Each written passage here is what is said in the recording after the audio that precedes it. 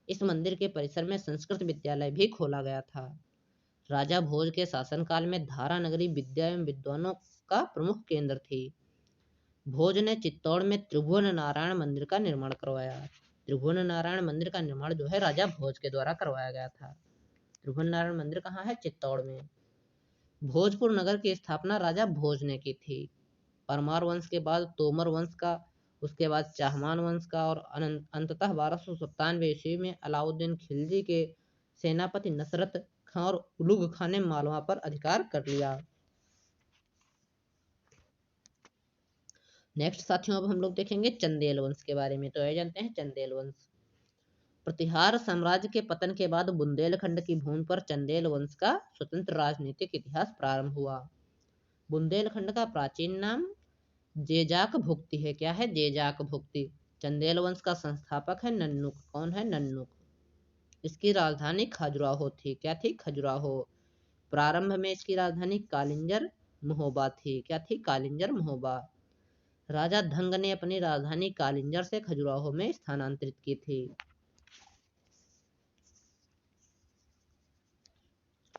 Next है चंदेल वंश का प्रथम स्वतंत्र एवं सबसे प्रतापी राजा यशोवर्मन था। कौन था? यशोवर्मन।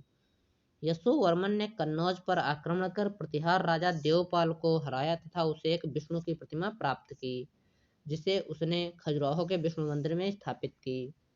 धंग ने जिन्ननाथ, विश्वनाथ एवं वैद्यनाथ मंदिर का निर्माण करवाया। कंदरिया महादेव का मंदिर का निर्माण धंगदेव द्वारा 999 ईस्वी में किया गया। कंदरिया महादेव मंदिर का निर्माण जो है धंगदेव के द्वारा किया गया था 999 ईस्वी में। नेक्स्ट है धंग ने गंगा जमुना के संगम में शिव की आराधना करते हुए अपने शरीर का त्याग किया। नेक्स्ट है चंदेल शासक विद्याधर ने कन्नौज के प्रतिहार शासक राज्यपाल की हत्या कर दी, क्योंकि उसने महमूद के आक्रमण का सामना किए बिना ही आत्मसमर्पण कर दिया था। विद्याधर ही अकेला ऐसा भारतीय नरेश था जिसने महमूद गजनी की महत्वाकांक्षाओं का सफलतापूर्वक प्रतिरोध किया था। नेक्स्ट साथियों, चंदेल शासक कीर्तिवर्मन की राज्यसभा में रहने वाले कृष्ण मिश्र ने प्रबोध चंद्रोदय की रचना की थी। इन्होंने महोबा के समीप कीर्ति सागर नामक जलाशय का निर्माण किया। आल्हा उदल नामक दो सेनानायक परमर्दी देव के दरबार में रहते थे, जिन्होंने पृथ्वीराज चौहान के साथ युद्ध करते हुए अपनी जान गंवाई थी। चंदेल वंश का अंतिम शासक परमर्दी देव ने 1202 ईस्वी में कुतुबुद्दीन ऐबक की अधीनता स्वीकार कर ली। इस पर उसके मंत्री अजय देव ने उसकी हत्या कर दी।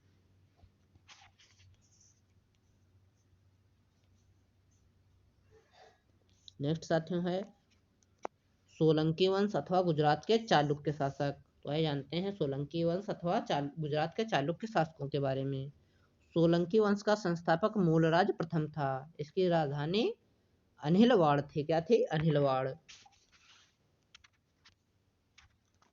मूलराज प्रथम शैव धर्म का अनुयायी था। भीम प्रथम के शासनकाल में महमूद गजनी ने सोमनाथ के मंदिर पर आक्रमण किया। भीम प्रथम के सामंत बिमल ने आबू पर्वत पर दिलवाड़ा का प्रसिद्ध जैन मंदिर बनवाया। दिलवाड़ा का प्रसिद्ध जैन मंदिर किसने बनवाया था? सामंत बिमल ने। सोलंकी वंश का प्रथम शक्तिशाली शासक जयसिंह सिद्धराज था। प्रसिद्ध जैन विद्वान हेमचंद्र जयसिंह सिद्धराज के दरबार में रहता था।